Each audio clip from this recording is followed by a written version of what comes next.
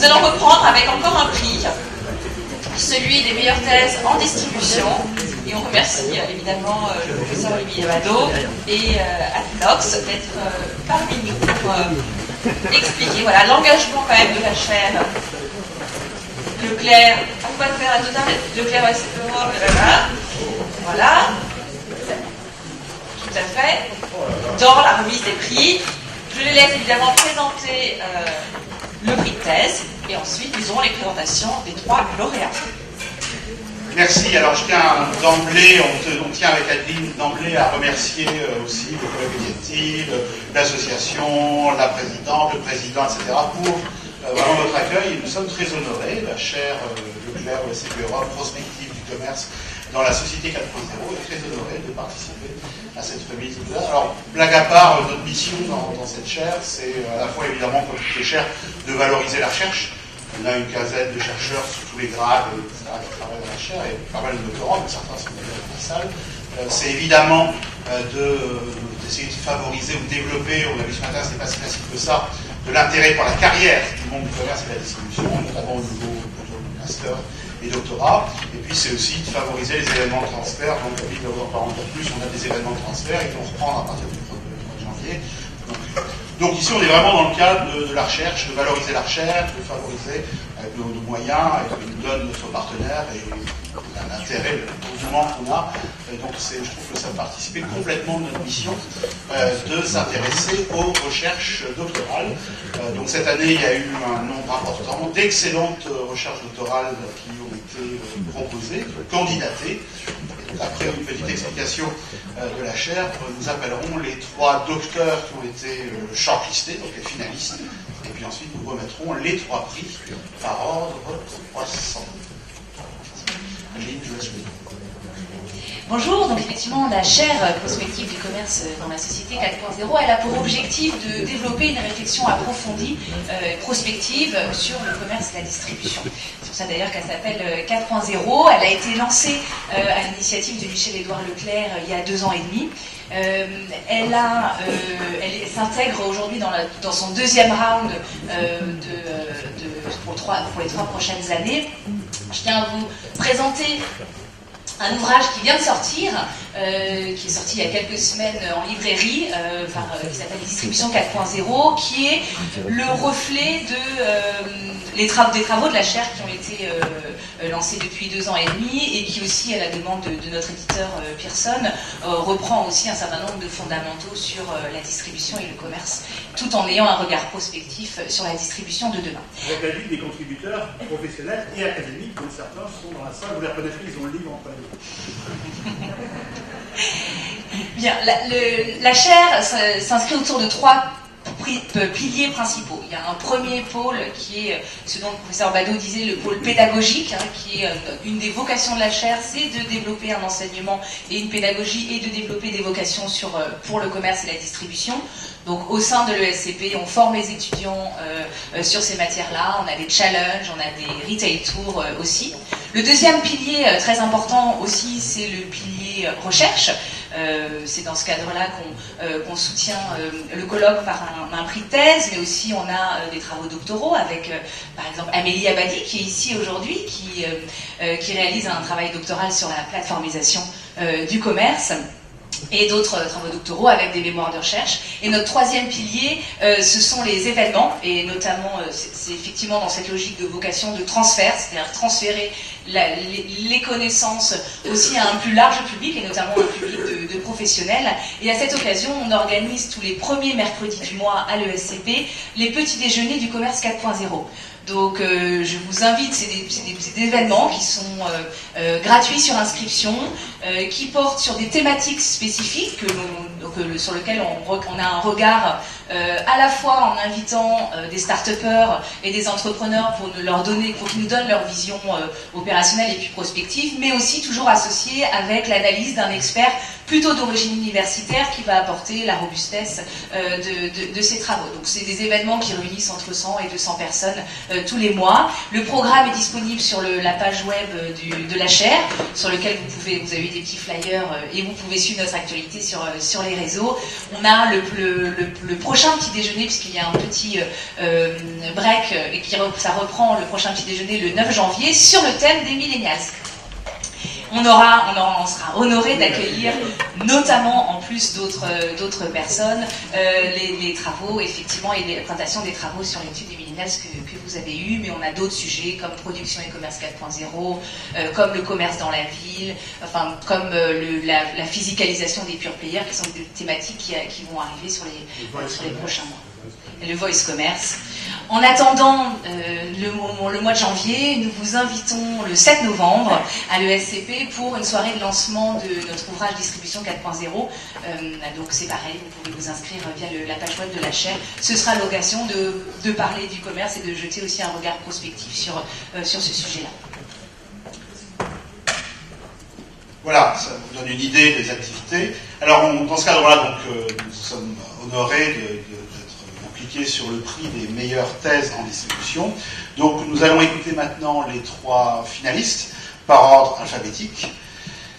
Donc voilà, donc Sofiane, Martine et Ajar. On va commencer par Sofiane qui va présenter 5 minutes. Puis ensuite, Martine de Paris 5 minutes, puis ensuite Ajar 5 minutes, et après nous révélerons les gagnants, les lauréats, et nous leur remettrons un trophée. Voilà. Vous allez voir. Bonjour. Bonjour.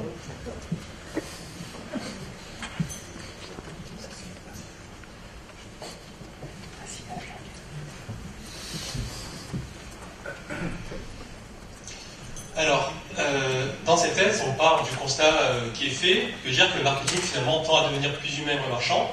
Et dans la littérature, et aussi bien dans les pratiques managériales, les valeurs finalement de lien, de partage, d'authenticité et de réciprocité sont de plus en plus présentes.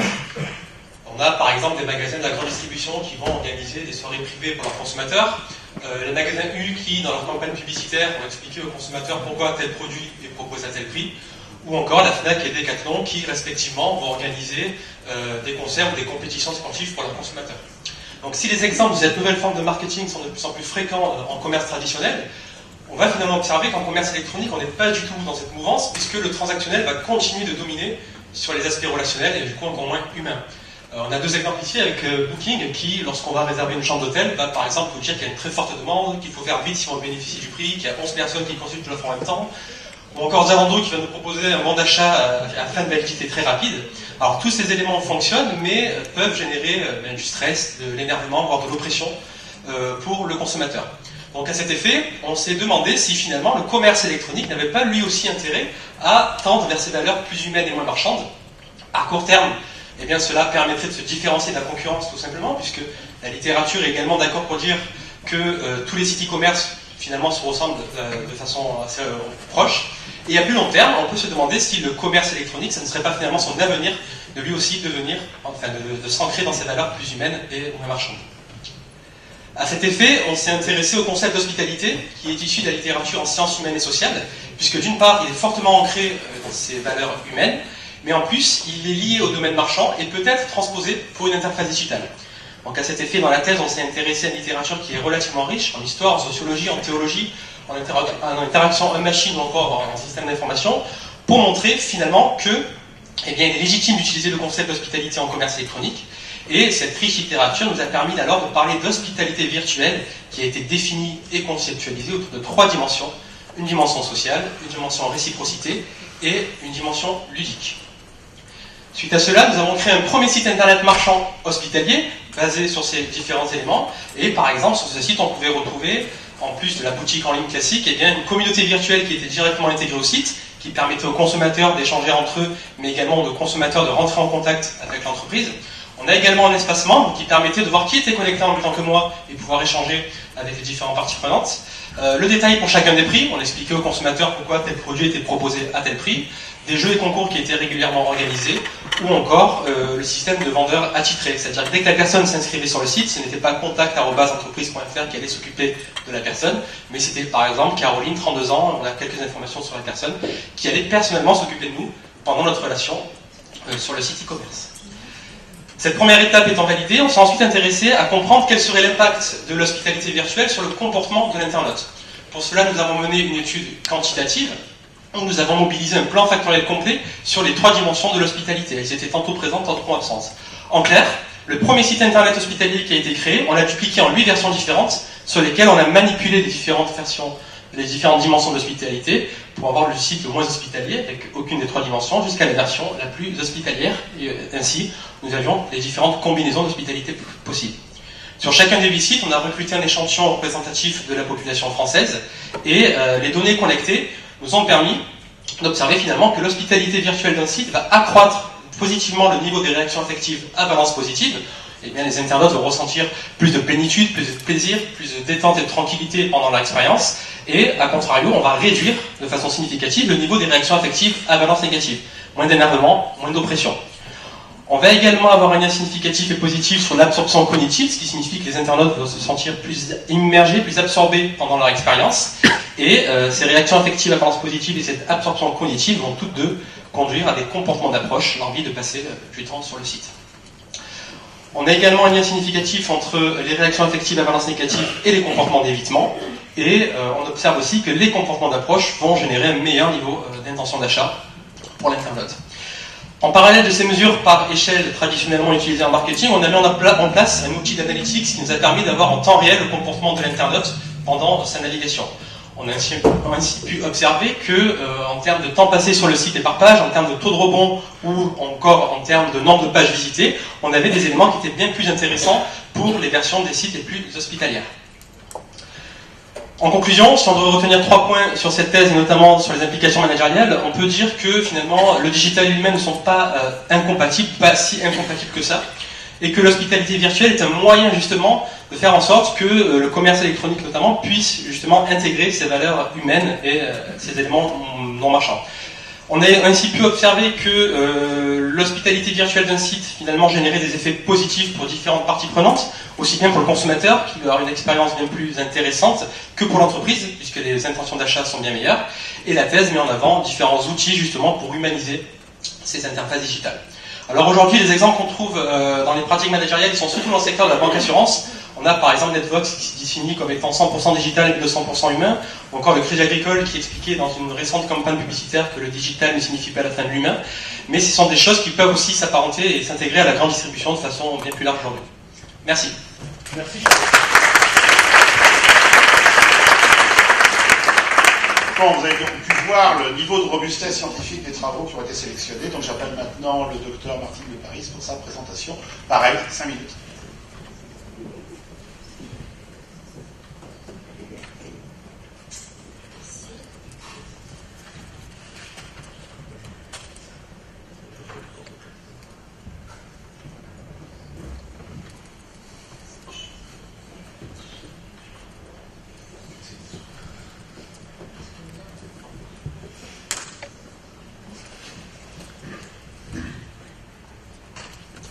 Bonjour à tous. Donc, ce travail est un travail de thèse qui a été réalisé à Rennes 1, donc sous la direction du professeur Gérard Cliquet. Donc, l'expérience de magasinage sous l'influence du smartphone, une application au secteur de la chaussure. Donc, quelques réflexions qui ont initié ce travail donc, il y a 6 ans maintenant. Donc, c'était le poids du e-commerce dans le commerce de détail. Effectivement, on en parle beaucoup, mais finalement, aujourd'hui encore, la part du e-commerce dans le commerce de détail flirte avec les 10% sans trop dépasser ce pourcentage. En revanche, on remarque vraiment une baisse de fréquentation structurelle des lieux marchands physiques. Deuxième constat, on remarque aussi des changements profonds dans le comportement d'achat des consommateurs. Des études récentes nous disent qu'un tiers des Français déclarent faire leurs courses ou souhaitent faire leurs courses quand ils en ont besoin ou quand ils en ont envie, quand ils y pensent. Et 74 veulent aussi faire leurs achats à tout moment, où qu'ils soient. Et dans le même temps, on voit qu'il y a un engouement profond, durable, pour les usages du smartphone. Effectivement, on le sait, le temps digital journalier sur le smartphone est de plus en plus important. Et 49% des moins de 35 ans ont une réponse qui est d'abord numérique. Donc après avoir passé 20 ans à développer des magasins dans des réseaux des grandes chaînes nationales françaises, ce sujet est venu assez naturellement avec la problématique suivante. Ça a été d'aborder l'évolution des comportements spatiaux des consommateurs sous l'influence du smartphone et nous poser la question, dans un monde où le smartphone devient un outil de magasinage dynamique, quel peut être le rôle du point de vente physique demain? Donc, au niveau de notre cadre conceptuel, nous nous sommes appuyés à partir d'une revue de littérature pluridisciplinaire, emprunt à la géographie et notamment à la sociologie. Nous nous sommes intéressés à l'expérience de magasinage. Donc l'expérience, c'est quoi? C'est déclenché par un ensemble de stimuli qui met en interaction un sujet avec un objet dans un lieu à un moment donné. Magasinage, effectivement, c'est tout ce qui va concerner la fréquentation d'un lieu marchand, qu'il soit physique ou qu'il soit virtuel. Et nous l'abordons avec le principe de la praxéologie, de façon à travailler sur ce processus et voir comment, effectivement, il se construit. Deuxième élément, le comportement spatial du consommateur, puisque ce comportement a énormément évolué. On connaissait ce comportement à travers une clientèle dite polaire, résidente. Ensuite, on a beaucoup parlé il y a quelque temps d'une clientèle plutôt de passage. Et aujourd'hui, on voit bien qu'avec les flux virtuels, on a encore une autre approche au niveau de cette définition de flux captif. Et force est de reconnaître que l'appropriation d'un lieu est à reconsidérer complètement.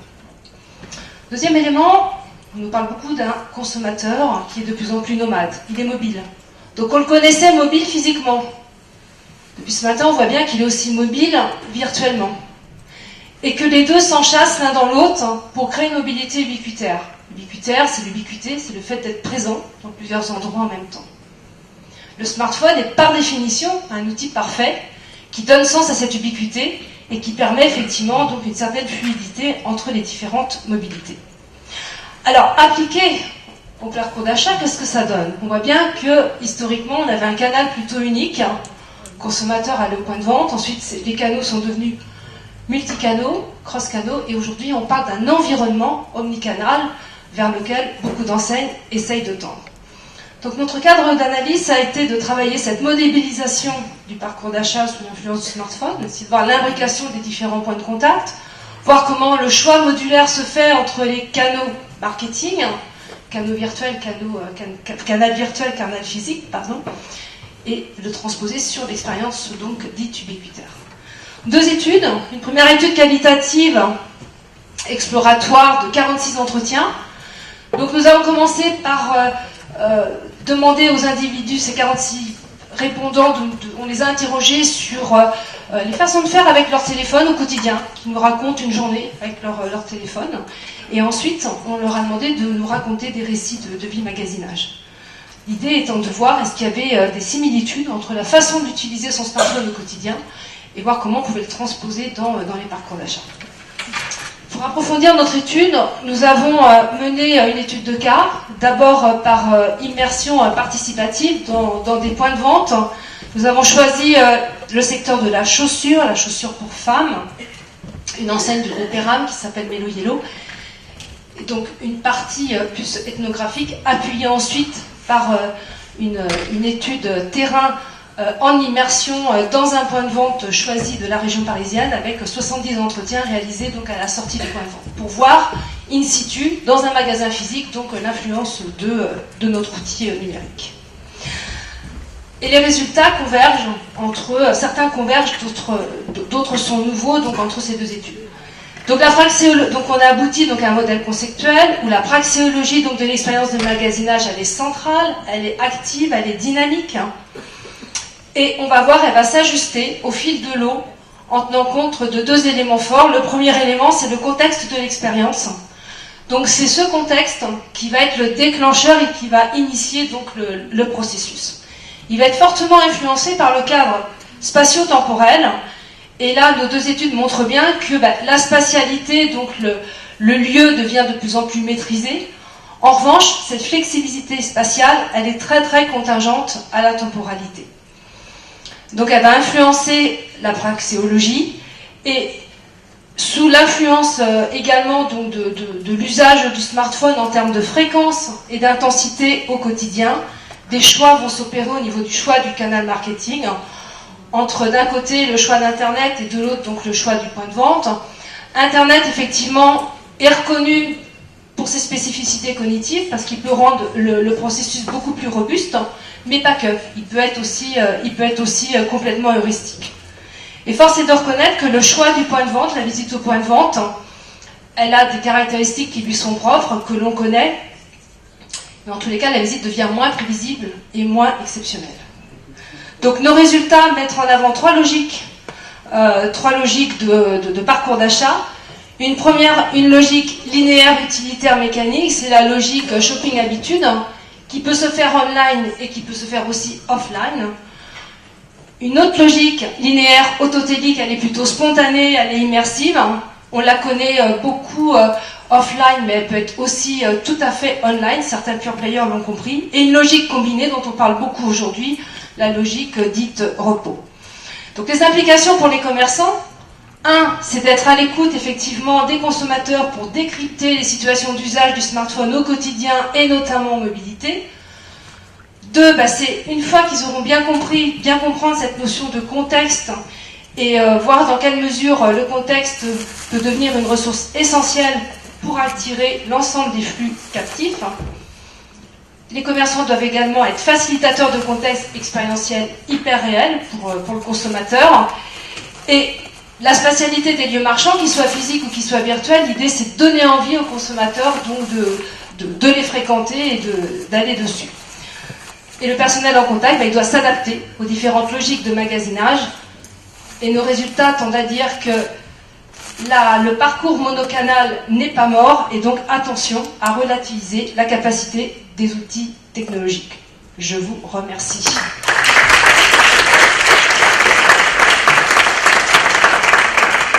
Bon, j'ai bien compris qu'après un long parcours professionnel, vous avez décidé d'être pauvre, je veux dire de devenir chercheur, c'est vraiment très très courageux. Bon, mais nous allons écouter la troisième docteur de l'après-midi, qui présente ses travaux, donc pareil, 5 minutes, autour de 5 minutes pour présenter le travail.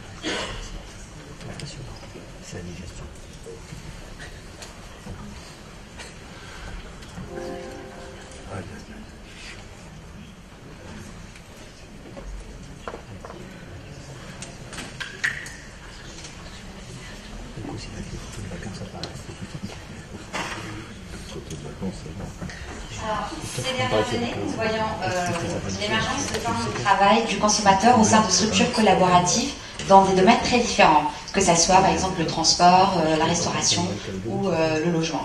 Caractérisé par une reprise en main du consommateur par son pouvoir d'action sur le marché, ce mouvement amène des transformations sociétales majeures et questionne le marketing dans le rapport qu'entretiennent les consommateurs et l'organisation. Dans mon travail de recherche, je me suis concentrée sur la forme du supermarché coopératif et participatif. En 4 années, une vingtaine de supermarchés de ce genre ont été constitués par leurs membres un peu partout en France et en Europe. Et donc, profitant d'un contexte qui est favorable aux démarches participatives, ces supermarchés mettent leurs membres au travail afin de créer pour eux-mêmes et par eux-mêmes une alternative au supermarché conventionnel. Moi, je me suis intéressée au premier supermarché qui a ouvert ses portes en Europe, la Louve. En novembre 2016, la Louve a ouvert ses portes dans un local de 1450 m² dans un quartier populaire du 18e arrondissement de Paris. Elle réplique le modèle de fonctionnement d'un supermarché américain, Park Slope Food Coop, qui existe depuis plus de 40 ans et à Brooklyn et qui aujourd'hui compte plus de 16 000 membres. Et la promesse de la Louve, c'est de mettre en vente des produits de qualité à moindre coût, sans qu'aucune charte pour définir cette qualité n'a été définie au préalable. La Louve aujourd'hui compte 6 600 membres. Le rôle des membres dans cette coopérative est central. Ils sont sociétaires parce qu'ils achètent des parts, ils détiennent une voix, ils sont les acheteurs exclusifs du supermarché et ils doivent fournir 3 heures de travail chaque 4 semaines. Et j'ai mené une ethnographie durant près de 2 ans. Le supermarché était en cours de constitution par ses membres bénévoles. Et ce travail bénévole s'est structuré très tôt autour de groupes de travail, chacun spécialisé dans un aspect du projet. Donc là, on va avoir communication, recrutement, événements, par exemple. Et un autre élément important qui est ressorti, c'est que la Louve a utilisé les compétences du travail effectué par ses membres dans leur activité salariée, dans cette activité bénévole. Et donc on va retrouver l'informaticien dans le groupe informatique, on va retrouver l'architecte dans le groupe architecture, et chaque groupe de travail est chapeauté par une ou plusieurs personnes, des coordinateurs, qui doivent référer au comité de coordination. Là, on voit le comité de coordination. Ainsi, le travail qui a été réalisé par ces membres bénévoles est quasi professionnalisé. D'où les grands questionnements qui ont sous-tendu cette thèse, où le travail bénévole fourni et dans la phase de constitution est un travail professionnel. Donc, comment on peut qualifier ce travail-là? Et au vu de la manière dont le supermarché a été structuré et les arbitrages qui ont opéré, est-ce qu'on peut parler d'un modèle de distribution alternatif? Donc, ainsi, mes principales contributions portent sur cette acception du travail du consommateur, et donc la thèse vient bousculer un peu les acceptions du travail tel qu'il a été traité en marketing ou en sociologie du travail ou dans les travaux sur le bénévolat. En effet, en fait, en marketing, on a tendance à enchanter le travail du consommateur. En sociologie, à travers la notion de mise au travail, on a une vision négative du travail comme étant l'exploitation, alors qu'au sein de la Louve, on se retrouve, en fait, on montre qu'on est ni dans cette vision négative, ni dans cette vision enchanteresse, mais on a une combinaison des deux, c'est-à-dire qu'on a un travailleur bénévole qui va effectuer effectivement ses tâches dans un cadre qui est contraint, où il doit suivre des règles qui sont prescrites, mais donc en fait ces règles-là qu'on va retrouver dans une entreprise classique, mais l'accomplissement de ces tâches-là se déroule dans un contexte qui réenchante le travail et donne un sens à ce travail-là, et donne un sens aussi à ces conditions d'exploitation dans lesquelles il est fourni. Et aussi à partir de ce terrain-là, on peut parler, en fait, on voit un glissement d'un consommateur qui est servi par le marché à un consommateur qui est autoproduit, c'est-à-dire un consommateur qui reproduit des pratiques organisationnelles de l'entreprise classique qui met en pratique ses compétences pour d'abord répondre à ses propres besoins. Et là qu'on a répondu à ce premier questionnement, en fait, on a mis en évidence cette nouvelle acception du travail. Qu'en est-il de notre question qui était relative à l'alternative? En fait, il ressort que le travail au sein de la Louve, en fait, il ressort qu'au sein de la Louve, il n'y a pas une rupture par rapport à un modèle de distribution classique, mais qu'il y a une hybridité de pratiques et de formes organisationnelles qui font que le projet de la Louve, c'est un projet qui propose une promesse de différence à travers les arbitres et à travers les arbitrages qui ont été faits, fait émerger une expérimentation pragmatique au service d'une communauté de makers qui définissent leurs règles, qui ne visent pas à changer les lois pour tous. Et donc, on a des membres de cette initiative qui sont des consommateurs autoproduits, qui s'appuient sur des compétences acquises dans le monde salarié et qui la reproduisent sans vérité de changement ni dans la communauté, ni plus largement dans la société. Aussi, d'un point de vue managérial, on a pu mettre en lumière une organisation efficiente qui peut être tarifiée, mais cette thèse a permis de rejoindre ce questionnement autour de la transformation du travail, et il nous amène à repenser le travail, les formes de l'activité économique et la centralité du modèle salarié. Je vous remercie pour votre attention.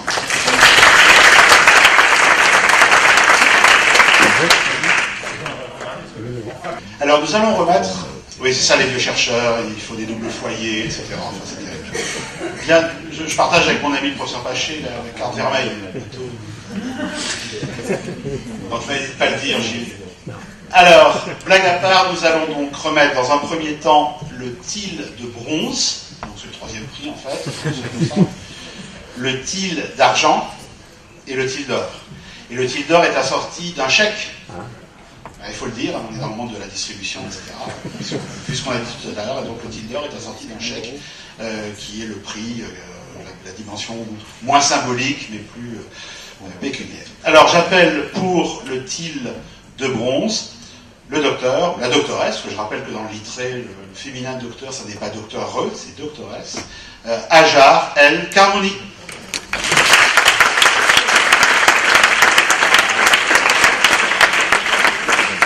Voilà, on remet félicitations. Vous voyez, comme ça.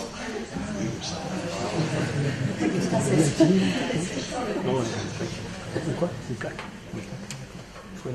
Félicitations. Très intéressant. Alors, nous appelons maintenant pour le til d'argent, non, mais je vais y arriver, le docteur Sofiane Badawi.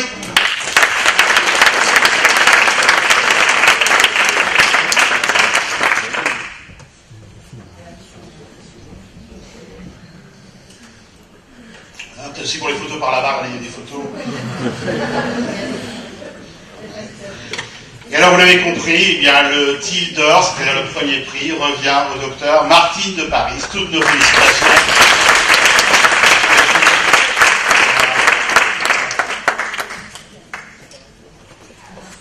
Et donc, nous vous remettons aussi non seulement ce magnifique trophée que vous allez pouvoir mettre sur l'étagère, etc., mais en plus un peu d'argent. Félicitations, voilà des bien beaux travaux qui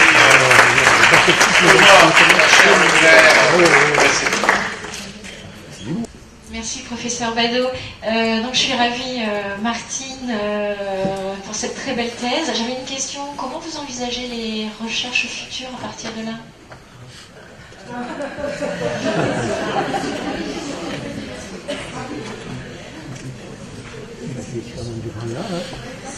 Déjà merci, merci. J'ai des personnes qui sont membres dans mon jury, qui étaient membres dans mon jury, qui sont présentes. Donc professeur Olivier Badaud qui était donc président de ma thèse, et professeur Régine Vandals qui était donc rapporteur, ainsi que professeur Karim Pico-Coupé. Je tiens. N'est-ce pas? Voilà, merci beaucoup, je suis très touchée.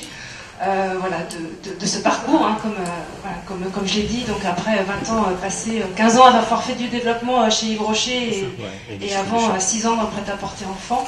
Il n'y a pas d'âge pour devenir docteur, et au contraire, le professeur Olivier Badaud m'a dit que j'avais fait une thèse de maturité, mais il n'y a que le résultat qui compte, et j'en suis ravie. Alors pour répondre à votre question, au regard de ce que nous avons entendu ce matin, je pense qu'effectivement, moi ça a fait écho, cette dimension contextuelle qui revient, qui n'a de cesse de revenir, où on doit effectivement aller au plus près des usages en temps réel des usagers, et aussi des consommateurs, mais d'abord des usagers. Donc je pense que il faut continuer à approfondir, travailler aussi sur d'autres terrains, parce que j'ai travaillé sur un terrain qui me tenait beaucoup à cœur, qui était très, très précis, puisque c'était la chaussure pour la femme, avec une enseigne qui était très mortelle avant d'être clic, et quelque part qui était peu digitalisée aussi, donc ça induit aussi certains résultats. Donc déjà, il faudrait mettre à profit dans un autre contexte, voir comment, voilà, si ces résultats peuvent être généralisables ou pas. Et puis, dans un deuxième temps, voilà, aujourd'hui, sur ce processus, voilà, de parcours d'achat, on voit bien que les anciens modèles, que ce soit le modèle TAMS, que ce soit modèle TAM, ou que ce soit les modèles de comportement planifié, aujourd'hui n'expliquent pas tout. Et je pense que voilà, ça me titille un peu d'approfondir peut-être plus sur une démarche quantitative, mais il y a vraiment quelque chose à faire. Et depuis un an où j'ai soutenu ma thèse, bah, effectivement, voilà, le cheminement se fait progressivement. Voilà, donc je n'ai pas encore complètement trouvé, mais voilà, ça m'intéresse beaucoup. Merci. Nos autres lauréats, peut-être un mot sur les prolongements de vos recherches? Alors comme j'ai un peu orienté dans ma présentation, moi je m'intéresse, je suis arrivée à la question du travail à travers mon terrain et donc voilà, moi là ma recherche va plus porter sur cet aspect, ma recherche en lien avec mon terrain, ma thèse va plus porter sur cet aspect du travail et approfondir cette transformation du travail qui est une problématique voilà, qui traverse plusieurs disciplines et assez centrale aujourd'hui. Merci encore et bravo encore à l'ensemble.